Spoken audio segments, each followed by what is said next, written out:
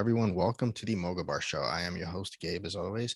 With me, I have a special guest, CEO and founder of PortX Logistics, Brian Kempisty. Brian is joining me from Bozeman, Montana, which that alone makes me jealous, to be honest. I love the outdoors and I love doing things outdoors, but I am here on the East Coast, not in Bozeman, Montana. Um, Brian, thank you for joining. Why don't you go ahead and tell us a little bit about yourself and about PortX Logistics? Sure. No, it's a pleasure to be here. Pleasure to be here from Bozeman too.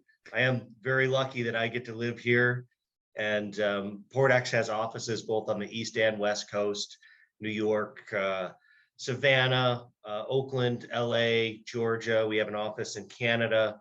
And what we do is we specialize in expediting containerized cargo. So drayage, transloading, and trucking out of all the ports and rail ramps in the United States.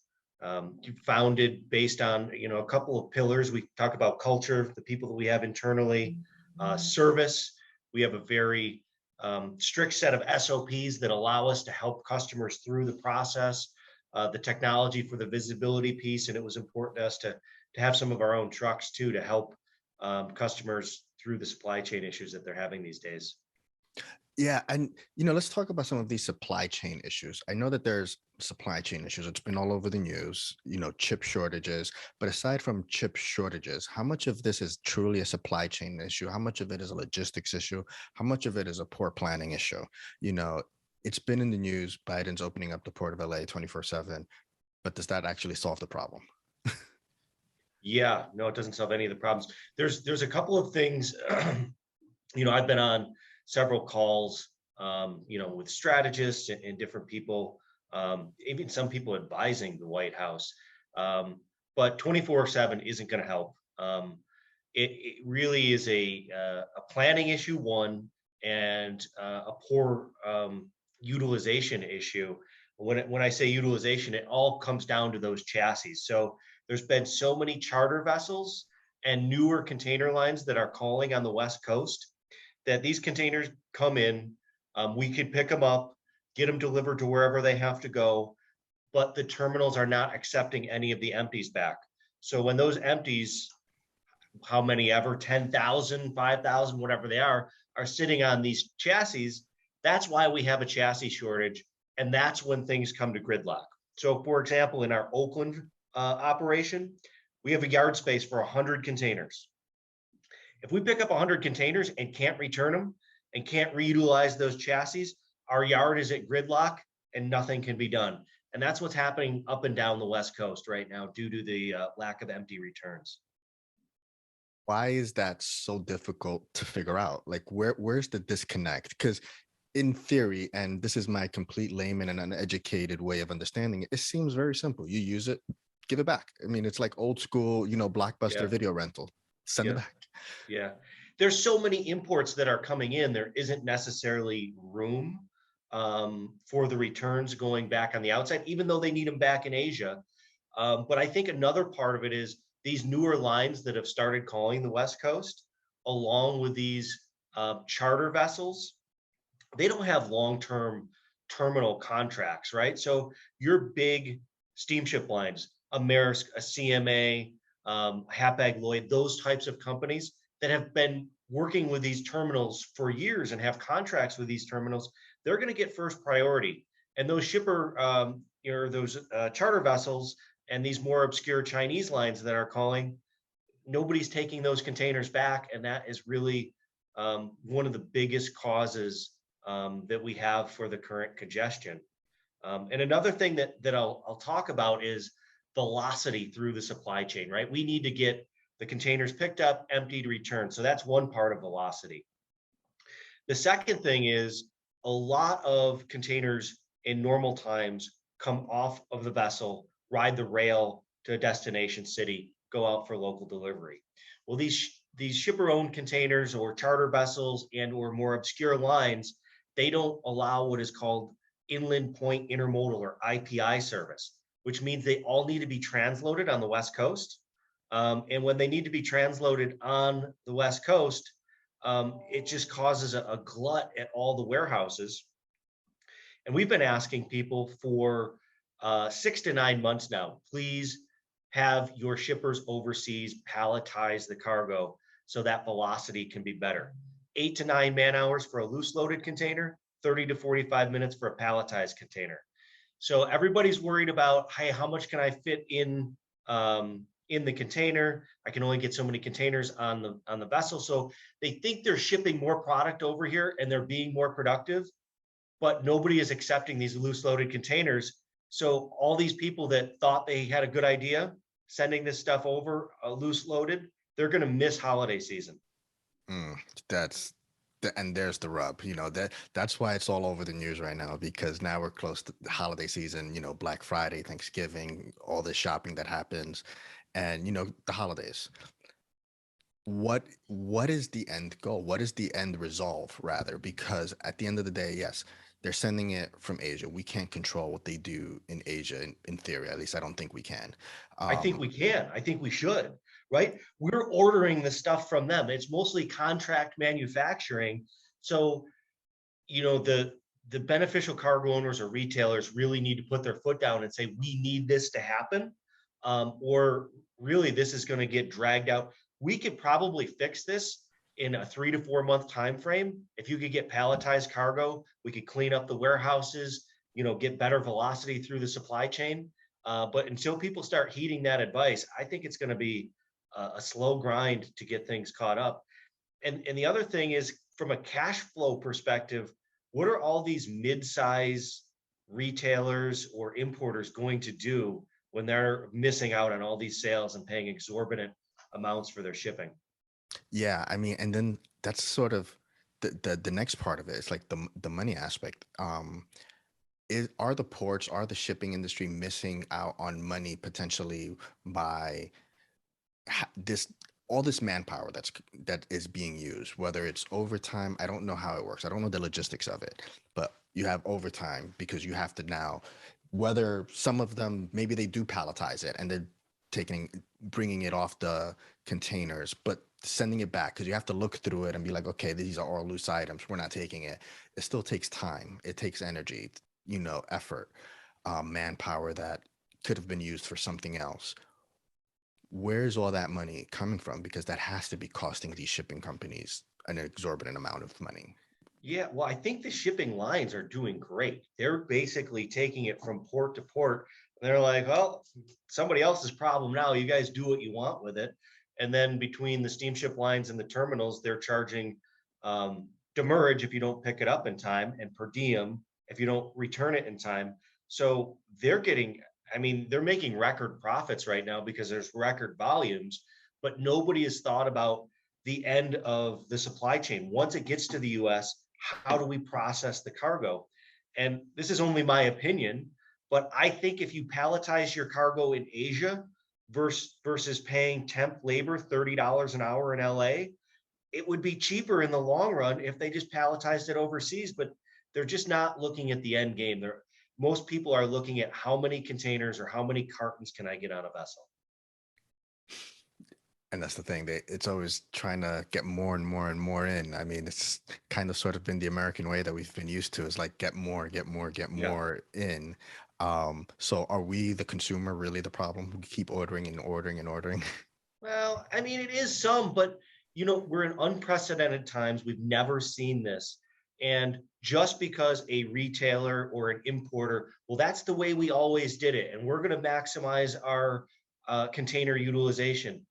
They're going to learn that eventually the message is going to be heard that we need to change our ways or we're not going to get our product. I mean, yeah, it's like with anything, you need to evolve. Let's look at PortX Logistics.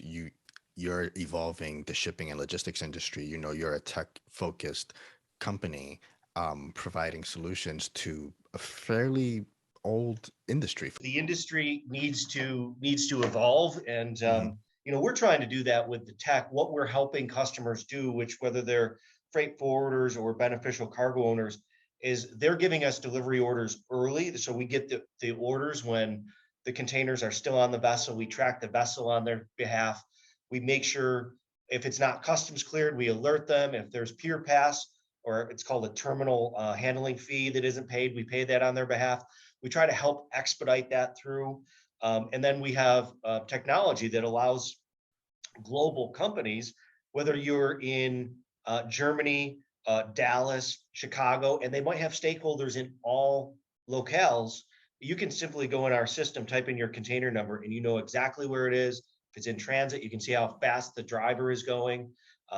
So we have that technology to really help the global supply chain. But first and foremost, you got to get those containers recovered, transloaded, and then moving. And that's where everybody is getting stuck right now. So, the president's being advised by industry experts. Um, what the hell are they advising him? Like, why is this so difficult to figure out? And, why is this on the president to figure out? Why isn't, Yeah, well, I think I think there are there's some real long-term issues. There is a driver shortage. That is not the issue right now, though. Overall, the industry does not have enough drivers, but right now it's utilization and some easy fixes from an infrastructure perspective, which infrastructure is a hot topic right now. We need more space to take these empty containers. 5, 6 years ago, there was no such thing as an appointment. You could just take your empty containers back to the terminal.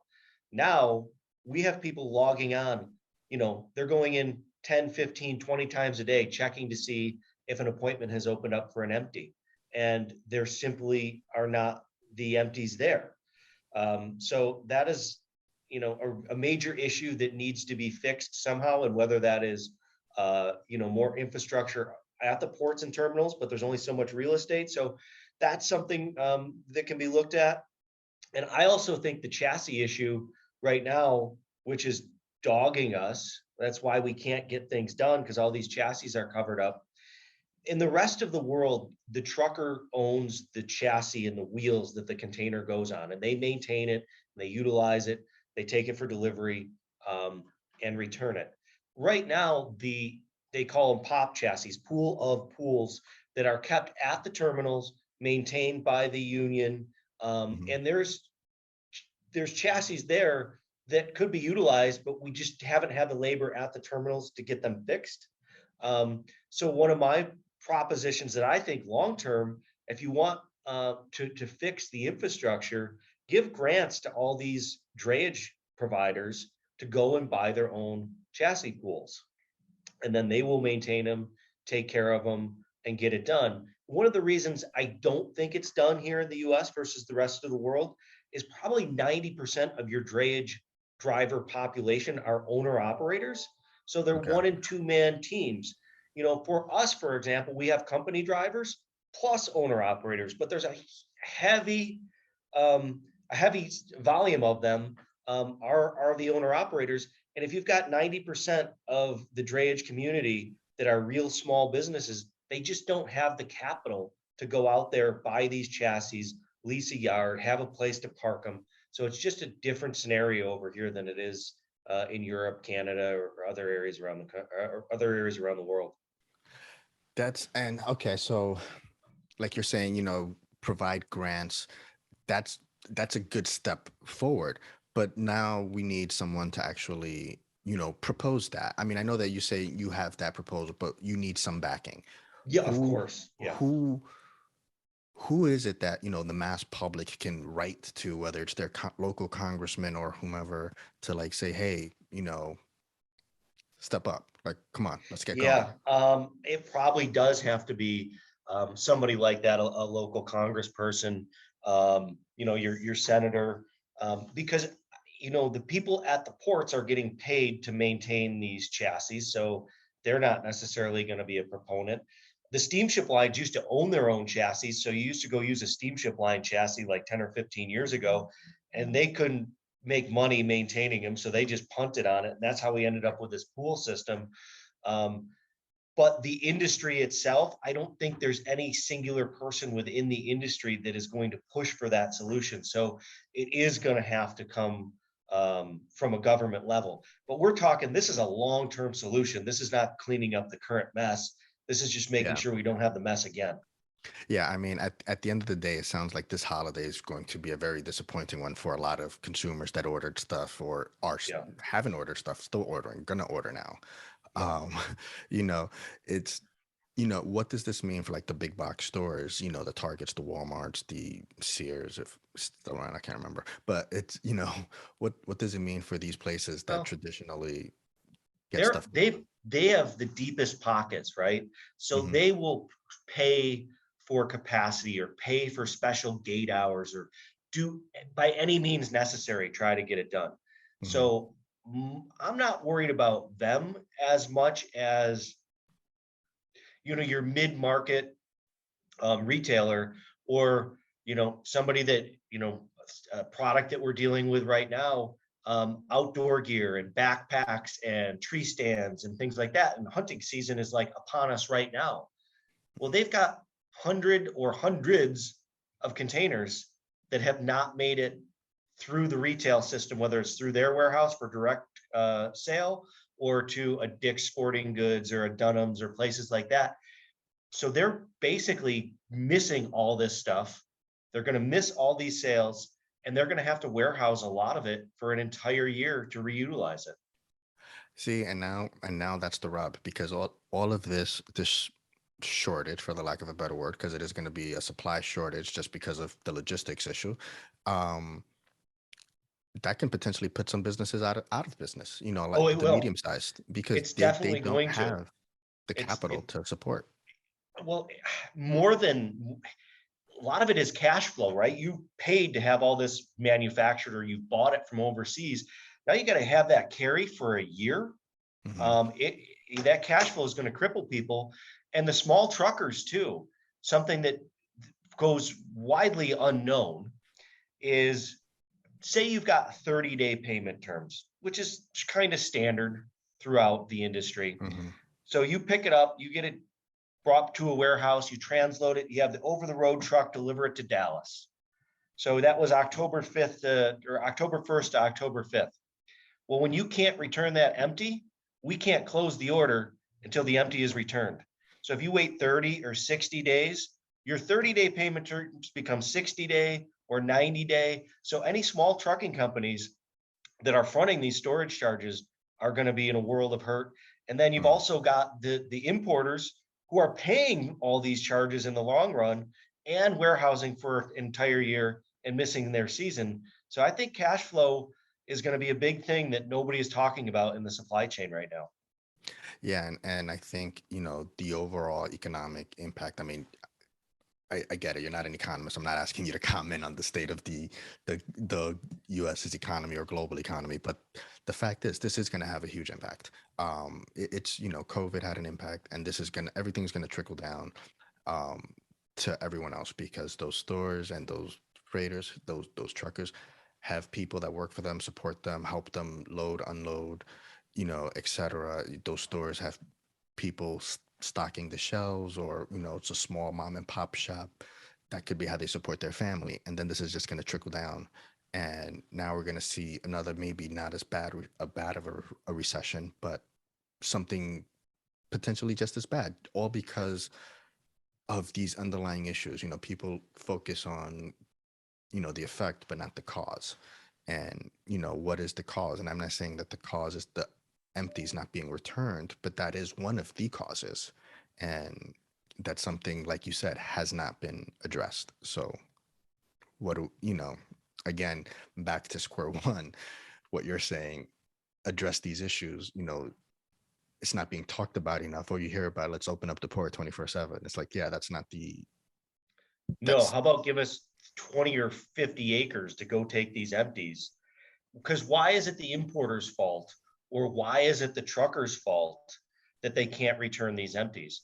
So really that's got to be on the terminals and the steamship lines, mainly the steamship lines to work with the Mhm. terminals to come up with a solution because it shouldn't the burden ends up falling on the importers of eating all these charges rather Yeah. than the steamship lines. Why are the steamship lines ramping up this capacity and bringing in stuff that they know can't fit through the pipeline, and they're bringing it in because they're making a ton of dough, so they're just going to they're going to Keep keep doing it. Yeah. ringing the cash register, and there's no repercussions really for them. Yeah. I mean, if they keep making money, there's no reason that they're like, it's completely illogical for them to stop if they continue Yeah. to make money. So yeah, it needs to really, and it's not, we're just like earlier before we started recording, you said that, yeah, you've been working around the clock and you've been dealing with this for months on. We're just now hearing about it.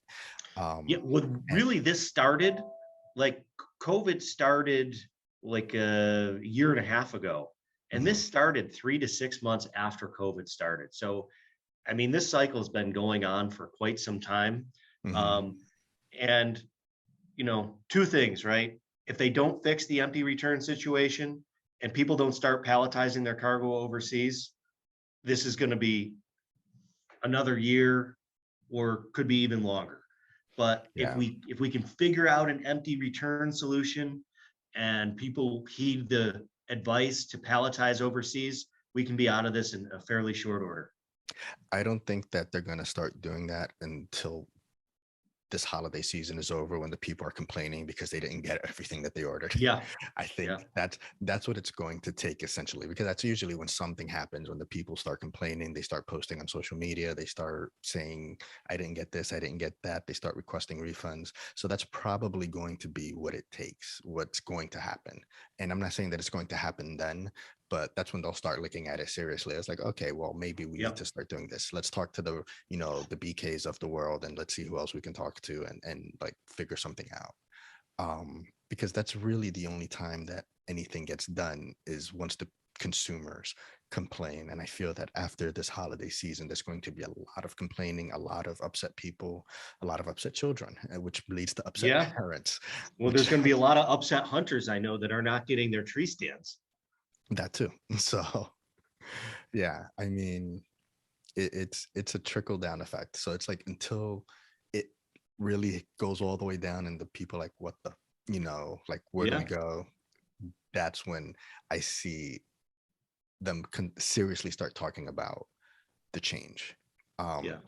Brian, I know how crazy busy you are. I don't want to take up too much of your time, but what else do you want, people to know about what's actually happening, what PortX is doing to help? Um, Yeah. Well, I mean, what we are telling people too is it's easy for us to say because we're the last mile of it, but diversify your supply chain.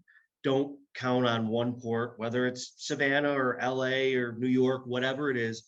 Do what you can to diversify your supply chain so you're not beholden to one port, one weather condition, one weather issue. Just think if there was an earthquake in Southern California right now, it would be we'd never see the end of this. It would be backed up forever. Because I always say 1 day of weather shutdown is a 1 week recovery. So anything catastrophic is going to be bad. So diversify that supply chain and get your and draymen, transloaders, and truckers like PortX. Get us the orders early. Get it to us when the cargo leaves Asia or leaves Europe, so we can plan for that capacity. And that capacity means warehouse capacity, it means driver capacity, it means labor, it means yard storage. Like all these things come into play. It's just not just how many drivers do you have. And the old school way of doing it was we would get issued a delivery order once the cargo cleared, which is when the vessel is arriving. That doesn't work anymore. And people still are using these old technology systems, and that's how the orders are created. So, we're getting people to change with the times and provide those pre-alerts, but that is critical to these importers, that they start giving pre-alerts and start palletizing the cargo. And if they do that with our culture, service, tech, and trucks, there will be zero issues. Like we just had a shipment the other day, came in through LA. We had it recovered within 24 hours, transloaded the next day, and delivered in El Paso. So it was 2.5 days from port to El Paso, but it was all because of pre-planning, palletization. They tracked it through to delivery. So those are the kinds of importers that are going to be rewarded in this environment. Nice.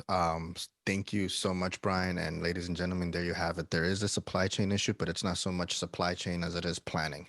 So plan properly and get the stuff into the hands of your people.